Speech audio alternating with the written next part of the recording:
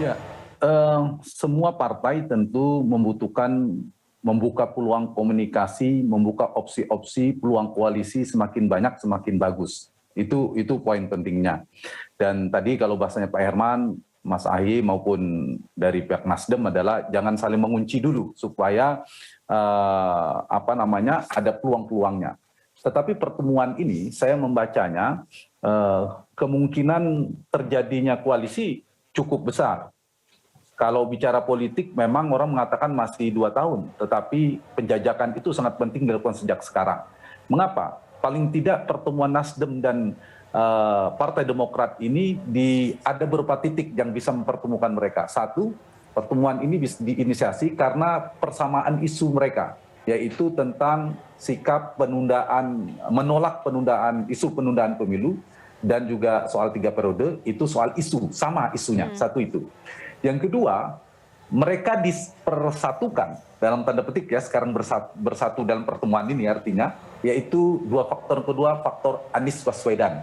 Kenapa saya mengatakan faktor Anies Baswedan? Karena berdasarkan data survei yang bisa kita lihat, kita tracking, trennya itu ada 3 nama kuat, yaitu Anies Baswedan, Ganjar Pranowo, dan Prabowo Subianto. Dari 3 nama itu yang paling realistis kedekatannya secara politik dengan Nasdem adalah Anies Baswedan dibandingkan Ganjar dan apalagi Prabowo.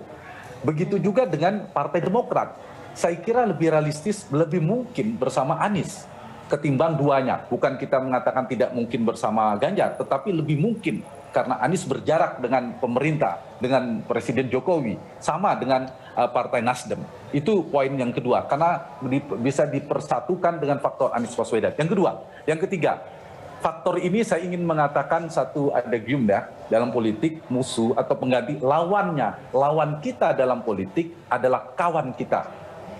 Jadi Partai Nasdem dan Partai Demokrat hari ini menurut saya memiliki tanda petik ya, bukan musuh atau lawan secara real begitu, memiliki berjarak dengan PDI Perjuangan. Kita tahu di dalam koalisi Nasdem dan PDIP ini kan kita tahu ada tanda petik perang dingin, tidak begitu dekat hubungannya di periode kedua Presiden Jokowi dan Pak Maruf Amin ini. Dan itu ada kesamaan Pak SBY dan Partai Demokrat dan PD Perjuangan kita tahu juga itu punya sejarah yang panjang, berjarak. Sehingga ada faktor karena mereka sama-sama berjarak dengan PD Perjuangan. Bagi Partai Nasdem itu agak sulit ke depan ingin membangun koalisi kembali dengan PD Perjuangan, apalagi dengan Demokrat. Jadi saya kira kedua-duanya punya jarak. Di saat yang sama, kedua partai ini ya saya kira pertemuannya positif. Kenapa positif? Karena sama-sama meninggikan posisi tawarnya. Baik Partai Demokrat yang sedang mencari kawan, karena yang di luar koalisi, Partai Demokrat dan PKS itu kan tidak cukup kalau membentuk koalisi. Dengan Partai Nasdem itu ada kemungkinan. Dan saya kira ini menambah kawan bagi Partai Demokrat, sehingga memperkuat posisi tawar Partai Demokrat. Bagi Partai Nasdem juga sekarang saya kira semakin kuat, bisa memainkan bandul politiknya. Kenapa bandul politik dimainkan? Karena Partai Nasdem hendak mengirim pesan, kalau saya baca, semakin menunjukkan kemandiriannya. Sebagai partai tidak begitu kuat lagi keterikatannya dengan koalisi di dalam pemerintahan, apalagi berseberangan isunya dengan isu penundaan pemilu dan lain sebagainya.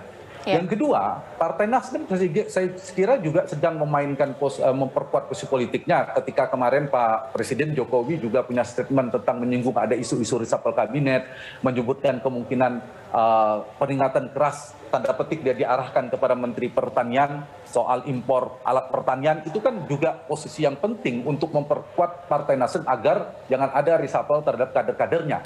Sehingga pertemuan ini untuk jangka pendek menurut saya simbiosis politik mutualisme, menguntungkan Partai Demokrat dan menguntungkan Partai Nasdem. Kalau jangka panjang tentu dinamika politik masih bergerak dan berputar sangat kencang, jadi masih sangat dinamis. Ya tentu peluang masih banyak ya, berbagai macam peluang akan terjadi, tetapi yang paling mungkin, kita bicara politik itu kan paling mungkin dari yang paling mungkin sampai tidak mungkin. Yang paling mungkin itu dengan PKS tentunya, karena Demokrat dan PKS di luar pemerintahan, mereka belum cukup. Nah, Partai Demokrat dan Nasdem ini kalau digabungkan tanggung banget. Ini angkanya Nasdem itu kursinya 10,26%, Demokrat 19, sekian persen. Jadi kalau digabungkan Demokrat itu 9, sekian persen. Jadi digabungkan dua partai 19,65%, kurang 0,35% untuk membentuk koalisi ngusung presiden. Tetap butuh satu partai lagi. Ya, paling mungkin adalah PKS. Nah, saya kira yang menarik adalah kalau misalnya koalisi ini betul-betul terjadi, saya membacanya dari tadi ya, pendorongnya, beberapa faktor pendorong. Kalau terjadi ada poros, saya menduga sementara ya menganalisa skemanya dengan tripolar, 3 kutub, 3 poros koalisi. Kalau polar atau kutub politik yang dibentuk benar-benar terjadi antara Prabowo dan Puan Maharani, meskipun belum tentu, antara PD Perjuangan dan Gerindra, kalau itu terbentuk, maka ini memperkuat koalisi ini terbentuk. Karena kecil kemungkinan Partai Demokrat bergabung ke sana. Sama juga Nasdem, Pak Surya Paloh kecil kemungkinan mendukung Prabowo dan Puan Maharani. Itu satu. Yang kedua, faktor Anies Baswedan tadi yang saya katakan, cuma nanti tantangannya jadi pasangannya. Pasti skemanya Pak Herman, Partai Demokrat, apapun pasti pengen AHY sebagai cawapres. Ini nanti jadi tantangannya. Nah, saya kira kalau 3 polar, maka ada kemungkinan ada satu adalah poros ini, poros Cikias versus plus Goneng Dia ini, baik, Nasdem dan Partai Demokrat. Yang kedua yaitu Tengku Umar, kalau betul-betul terjadi, apakah bergabung atau tidak Ibu Mega dengan Pak Jokowi. Kalau ternyata berpisah juga, Pak Jokowi itu berpotensi jadi kingmaker juga selain Ibu Mega, selain Surya Paloh dan Pak SBY, selain Bang Surya dan Pak SBY. Nah, kalau Pak Jokowi membentuk ada sisa PKB, Partai Amanat Nasional dan Golkar, itu juga ada nama-nama yang bisa dia usung. Nah, kalau 3 atau 2 polar ini terbentuk, saya kira sangat mungkin faktor ini pendorong itu terjadi. Jadi tergantung peta lawannya seperti apa. Yang kedua sedikit saya ngomentarin yang tadi ya. Kita tidak bisa menyamakan antara pertemuan Partai Golkar dengan Partai Nasdem dan Demokrat. Karena Golkar itu sama-sama di dalam pemerintahan. Dengan Demokrat bertemu pun menurut saya sudah sesuatu. Itu pesan sudah kuat dikirim oleh Pak Surya Paloh kepada Medan Merdeka, pada Presiden maupun kepada PD Perjuangan. Jadi pertemuan ini saya kira langkah yang pesan politik yang cukup keras tanda petik dikirim oleh Partai Nasdem karena bertemu dengan partai yang berseberangan dengan PDIP, berseberangan dengan pemerintahan.